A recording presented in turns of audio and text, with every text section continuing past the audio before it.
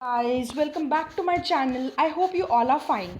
So today we are going to start with the very next topic, that is the growth of the nationalism.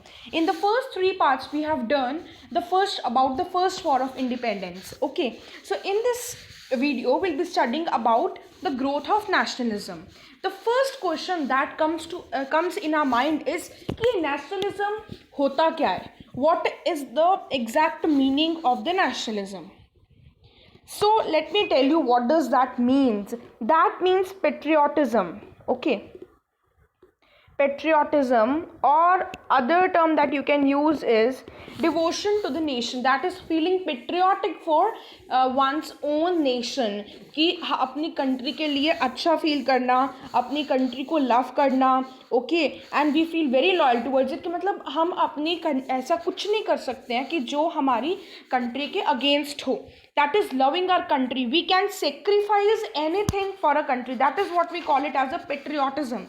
Okay, we love our country, devotion, we are devoted to our nation. Okay, so this is what is we call it as a nationalism. Ab the second question that comes in our mind is that कि ऐसा क्यों हुआ था? Why was there growth of the nationalism among the people? So let me tell you. सो अगर आपने वो first 3 videos देखी हैं तो you must have got an idea कि ऐसा क्यों हुआ था. जब वो वॉर हो गया था ना, उसके बाद में British government did so many things so as not to face the revolt the next time. Okay, so they did so many things, but they were, they did not fulfill most of the things. Still, the Indians were still at a disadvantage. They did not follow they did not, they told, but they did not follow it. They did not apply it. So again, so they thought that कि अब तो मतलब अभी एक दूसरी बात ये थी कि एक र्यूमर फैल चुका था कि 1757 में आए थे, they'll go back in 1857. तो कुछ लोगों को और गुस्सा आ गया था कि ये गए क्यों नहीं. ठीक है, तो ये इसकी वजह से उनके अंदर एक पेट्रियाटिज्म की feeling, they were they started feeling like loving, they started loving the country, feeling loyal towards it. मतलब उनके अंदर ऐसा हो गया था कि now we can do anything for a freedom because this is our right. Okay, and during this period also many people came up, like Raja Ram Mohan Roy, Jyotiba Phule, Swami Vivekanand. So many people like them came up. Those they made our India socially, politically, religiously strong. Now what you will observe is that in the contribution of Raja Ram Mohan Roy, so these all are the socio religious reforms जो आए थे. ठीक है, तो राजा राम मोहन रॉय के साथ क्या था, इन्होंने ऐसी एक स्ट्रैटेजी, मतलब उनका ऐसा था कि वो ऐसा मानते थे कि उन्होंने एक समाज स्टार्ट करा था, ब्रह्मो समाज, है ना. तो उन्होंने क्या करा था, वो उन्हें लगता था कि अगर रिलीजन अच्छा होगा तभी सोशल रिफॉर्म्स आएंगे. मतलब everything was interrelated according to him. Okay, so I'll be telling you how it was interrelated, and it will also become easy for to memorize also. So the समाज, इन्होंने कौन सा समाज start करा था? ब्रह्मो समाज. ब्रह्मो समाज, ठीक है. कभी स्टार्ट करा था? 1828 में. अब आप लोगों को पता होगा कि इन्होंने एंटी सती की मीन सती वाली जो प्रथा है, हम उसे अभी कंटिन्यू नहीं करेंगे. They started that in 1818 only, but तब वो सक्सेसफुल नहीं हो पाए थे. He achieved it after starting with this Brahmo Samaj. हमने फर्स्ट चैप्टर में पढ़ा था कि राजा राम मोहन रॉय, तो ये सब लोग जो थे ये सती के अगेंस्ट थे. इन्होंने विडो मैरिज एक्ट भी लॉन्च करा था. ठीक है, बट इन्होंने एंटी सती स्टार्ट तो 1818 में कर दी थी, but they achieved it in 1829. That is after an year of starting the Brahmo Samaj. And this Brahmo Samaj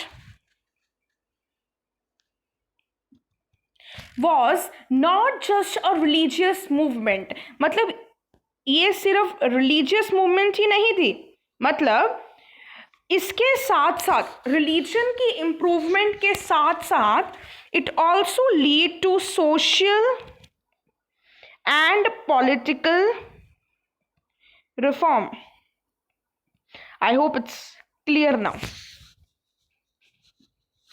So now we'll first discuss about what was his approach to religion, what was his approach towards the social reforms, and what was his approach, for the political reforms. Now let us see this. Okay, so first, religion.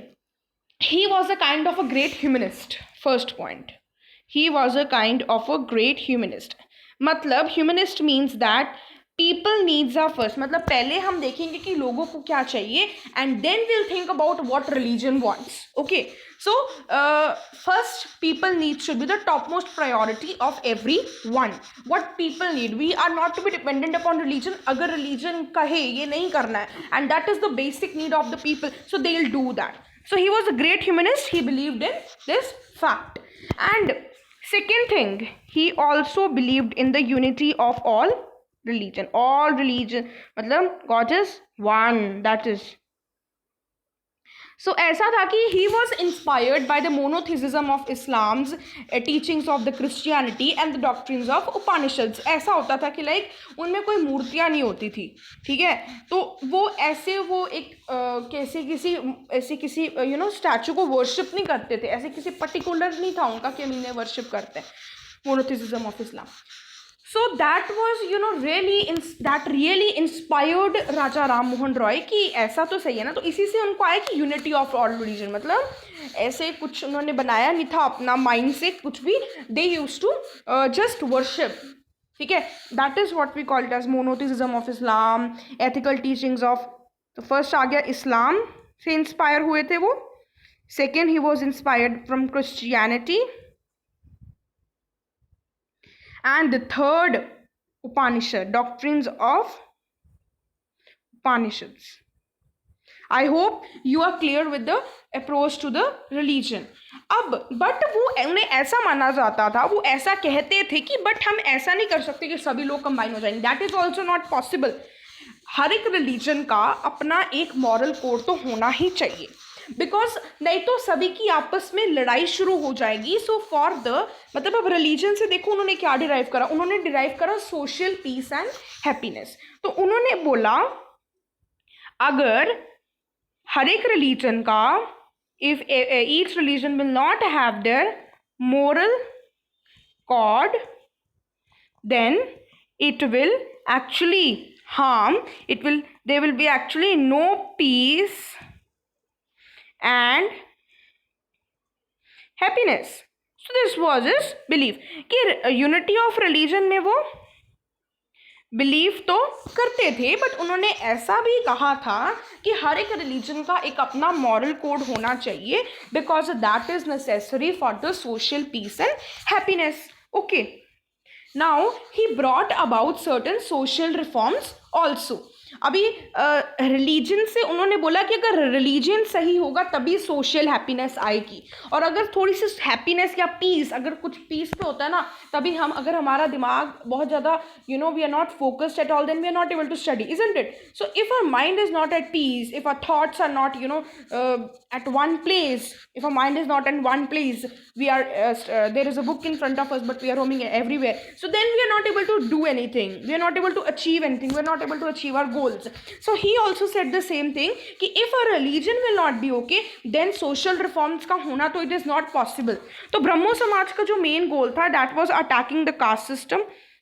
Cast system तो इतना अच्छे से वो achieve नहीं कर पाए, but they could achieve sati. Sati, you all know what is this, कि अगर हस्बैंड की डेथ हो गई तो wife will also have to die in the same fire. That is what we call as a sati. ये तो उन्होंने अचीव कर लिया था 1829 में. चाइल्ड मैरिजेस की अभी 7-8 ईयर्स का बच्चा हुआ नहीं और उसकी मैरिज कर देते थे. सो दैट वाज ऑल्सो उसका गोल था कि हम इसे भी फिनिश करें. ठीक है, चाइल्ड मैरिज. और उसके बाद में they also wanted to finish the practice of the polygamy. Polygamy means one husband having so many wives. ठीक है, 100 तक उनकी वाइव्स होती थी. ठीक है, तो one husband having so many wives, that's not good. So this was the practice of polygamy. He अब as I told you before only that कि सती तो बहुत ज़्यादा मतलब बुरा चीज़ थी, बहुत ज़्यादा बुरी चीज़ थी. तो सती का उन्होंने टॉप मोस्ट प्रायोरिटी भी रखा. और ये तो उन्होंने ब्रह्मो समाज को स्टार्ट करने से पहले ही इसके अगेंस्ट हो गए थे, दैट इज़ 1818 में ही इसके अगेंस्ट हो गए थे। बट 1828 में जब उन्होंने ब्रह्मो समाज करा तो उनका ज़्यादा होल्ड आया, तो 1829 में दे कुड अचीव देयर गोल, वो अपने गोल को अचीव कर पाए थे, ठीक है। अब उसके बाद में ही वॉज बेसिकली सेइंग कि विमेन को ज़्यादा प्रायोरिटी, विमेन को अच्छा नहीं माना जा रहा है, उन्हें नीचे माना जा रहा है, ठीक है। तो वो उनका था कि बेसिकली विमेन को ऊपर लाएं, ठीक है। तो पहले बात तो sati, that was in the favor of a women, and then he also did something after achieving this sati one. He ये प्रैक्टिस थी, वो लोग करते थे कि जो विमेन है ना वो उसको प्रॉपर्टी नहीं मिलेगी, ये जो प्रॉपर्टी है वो सिर्फ मैन के बीच में डिवाइड होगी। आजकल मतलब जो घर की डॉटर्स होती हैं उनसे पहले पूछते हैं, तो बट वो अब उन्होंने लेनी है प्रॉपर्टी नहीं लेनी है वो इंटायरली उन पर डिपेंड है, but they are given the option that if you want you can take your own part, ठीक है। बट पहले उनसे पूछते ही नहीं थे, उन्हें कहते थे that you are not allowed to inherit the property of your parents, because वो तो मैरिज करके अपने घर में जाएंगे, वो कहते you are of that family, you are part of that family, okay. So he said that कि अगर ये sati, child marriage, I am writing S C, okay, और उसके बाद में पॉलीगैमी और एक हमना है कास्ट सिस्टम, प्रॉपर्टी वाला, ये एक तरह की समरी हो गई। 1 2 3 4 एंड 5। अगर ये सब कुछ खत्म नहीं होगा, मतलब अगर सती खत्म नहीं होगी, मैरिज, चाइल्ड मैरिज एंड नहीं होगी, पॉलीगैमी एंड नहीं होगी, कास्ट सिस्टम एंड नहीं होगा, और जो denying property to the women वो खत्म नहीं होगा, तो फिर पॉलिटिकल डेवलपमेंट नहीं होगा। देखा, रिलीजन अगर अच्छा नहीं होगा तो सोशल डेवलपमेंट नहीं होगी, और अगर सोशल रिफॉर्म्स नहीं होंगे तो पॉलिटिकल डेवलपमेंट नहीं होगी, मतलब पॉलिटिकल एडवांसमेंट एंड हैप्पीनेस नहीं आएगी लोगों में। तो उनका ये मानना था कि एवरीथिंग इज इंटर रिलेटेड। अब पॉलिटिकल में क्या क्या आ जाता है? फ्रीडम, दैट इज लाइबर्टी, हमें लाइबर्टी होनी चाहिए। अब जो ये जितने भी अच्छे अच्छे रिफॉर्मर्स थे, राजा Ram Mohan Roy, Jyotiba Phule, they could see that कि इंग्लिश एजुकेशन जो है, वेस्टर्न एजुकेशन जो है वो है तो बहुत अच्छी, they could see the importance, they also admired them, there was also an admiration in their mind for them, but they were stunned। but इसका मतलब ये नहीं था वो ब्रिटिशर्स के साइड पर हो गए थे और उन्होंने अपनी इंडिया को पीछे छोड़ दिया था। they were staunch nationalists, वो एक पक्के एक नेशनलिस्ट थे, वो अपनी इंडिया को छोड़ने का सोच भी नहीं सकते थे, ठीक है। he was a staunch nationalist, so he regarded the liberty as something priceless, कि ये तो हमारे पास होना ही चाहिए। so first thing in the political development is liberty, मतलब अगर हमारे पास लाइबर्टी नहीं होगी तो फिर क्या फ़ायदा? अगर liberty is the fundamental of the political advancement, then if liberty नहीं है तो हम कुछ कर ही नहीं सकते ना, इजंट इट? सो ही, उन्हें लगा था कि हाँ जो इंग्लिश एजुकेशन है वो है तो अच्छी, no doubt, but and he also admired it. In spite of his admiration to English education, but still he was a staunch nationalist. Nationalist. He did everything to achieve the freedom. So I hope liberty वाला point is clear to all of you. अब उसके बाद में ही also, देखो, newspaper is one of the way to spread the news among all the people. अब जब वो देखेंगे कि हमारी इंडिया में ऐसा हो रहा है, हमारी कंट्री में ऐसा हो रहा है, तो ऑब्वियसली उनके अंदर होगा कि ये क्या हो रहा है, मतलब उन्हें बुरा लगेगा, इजंट इट? सो उन्होंने एक न्यूज़पेपर स्टार्ट करा, संवत कौमुदी, 1821 में, मतलब before starting with this Brahmo समाज उन्होंने ये न्यूज़पेपर को लॉन्च करा था, ठीक है। उसके साथ साथ में उन्होंने एक और newspaper, that was a Persian paper. Persian paper कौन सा था? मिरत उल अकबर। कौन सा था? मिरुत उल अकबर, स्पेलिंग देख लो, ठीक है। It was a Persian paper. ये डिस्टिंक्ट नेशनलिस्ट, मतलब एक प्रोग्रेसिव नेचर थी कि अगर ऐसे न्यूज़ फैलाई जाएगी तो there will be some amount of the progress, लोगों का माइंडसेट चेंज होगा, लोगों के अंदर पेट्रियाटिज्म बढ़ेगा, और जब पेट्रियाटिज्म बढ़ेगा तो बहुत सारे लोग उठकर आएंगे, बहुत सारे लोग उठकर आएंगे तो हमारी यूनिटी बनेगी। तो sum everything is inter, religion से सोशल, सोशल से political, everything is inter. And now this Raja Ram Mohan Roy, I write this Roy, so he joined with he brings some more people with him, more persons and many other person. They went to the Supreme Court. अब ना जो ये newspapers launch करते थे ना, वो जो Britishers थे ना, वो प्रेस रेगुलेशंस करते थे। प्रेस रेगुलेशंस मतलब उन्हें चेक करते थे कि इसमें कुछ ऐसा तो नहीं है, हमारे अगेंस्ट तो नहीं है इसमें कुछ जिसे पढ़कर लोगों के अंदर गुस्सा आए, उनका खून खोले, तो वो उसे चेक करते थे। अब उनका तो मेन मोटिव ये था ना कि जो ये हमारे साथ बुरा कर रहे हैं वो लोगों तक पहुँचाया जाए, और वो पहुँच ही नहीं रहा था। So they went to supreme court to take an action against this press regulation. So now I hope religion, social, political is clear to all of you. Now he also had some economic ideas that matters a lot. So he could see that कि जो poor peasants है ना, जो farmers वगैरह ना, उन्हें तो बहुत ज़्यादा, उनके साथ तो बहुत ही ज़्यादा बुरा हो रहा है, ठीक है। सो ही वांटेड, वो कहते थे कि जो मिलिट्री में पैसा जाना है ना, जो मिलिट्री बजट है, I am writing them, that should be reduced, उसे कम कर देना चाहिए, ये कम होकर, और ये जो सारा पैसा है ना, ये कहाँ पर लगाओ, हेल्थ में लगाओ, हेल्थ में लगाओ, ठीक है। और ही सेल्ड फॉर इंग्लैंड की ये सब पॉइंट्स लेकर के एजुकेशन में पैसे लगाओ, हेल्थ में लगाओ, आर्मी में लगाने के बजाय। He went to England in 1830 and opportunity was given to him to appear before a select committee, एक कमेटी थी ब्रिटिश पार्लियामेंट में, तो उसने उन्हें सारा बताया कि हमारे जो पीजेंट्स की इकोनॉमिक कंडीशन कितनी ख़राब है। So I hope now you are well aware of the contributions of the Raja Ram Mohan Roy. So we'll end it here. Please do hit the like button and subscribe my channel if you like my contents. Thank you. Have a good day. Bye bye.